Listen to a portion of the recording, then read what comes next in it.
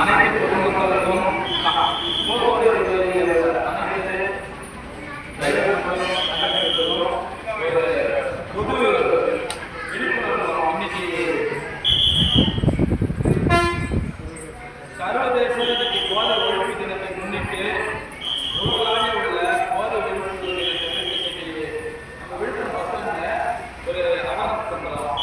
அதாவது பார்த்தீங்கன்னாக்க குடி வந்து ஒரு போதை நோய், உலகளாவிய ஒரு நோயின்னு சொல்றாங்க. எல்லாரும் அது கோபம் வெறி ஆமாம் இது உடலை பாதிச்சு, மனசை பாதிச்சு, ஆன்மாவை பாதிச்சு, சமுதாயத்தை பாதிச்சு, வேலையை பாதிச்சு, சமூகத்தை பாதிச்சு, ஸோ அவங்களோட பாவத்தை பாதிச்சு அவங்களோட உயிரையும் வந்து நடந்துட்டு போயிடுறாங்க. திசை மாறி வந்து பிரிஞ்சு போயிடுறாங்க.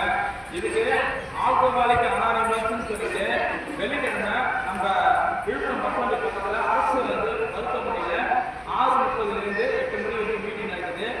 இது இல்லாமல் உலகம் சொல்லுவோம் எல்லா இடத்துலையும் நம்ம உலகத்துக்கு வரும்.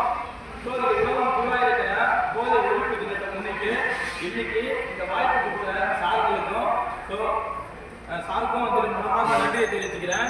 இந்த போதையிலேருந்து மீண்டு வரணும்னாக்க இதுக்கு ஆன்மீக வந்து ஒரு ப்ரோக்ராம் இருக்கு. இதுக்கு மருந்து மாத்திரை ட்ரீட்மெண்ட்டு டாக்டரை தவிர டாக்டர் ட்ரீட்மெண்ட் கொடுக்க முடியாது. போலீஸ்ல வந்து எந்த போய் ஸ்டேஷனில் போய் அடித்தாலும் அவங்க திருந்த மாட்டாங்க. இது உடல் மனம் ஆன்மா மூணையும் பாதிக்கக்கூடிய ஒரு உளவியல் நோய். உடம்பு தனியாக வேலை செய்யும், மனசு தனியாக வேலை செய்யும், ஆன்மா தனியாக வேலை செய்யும்.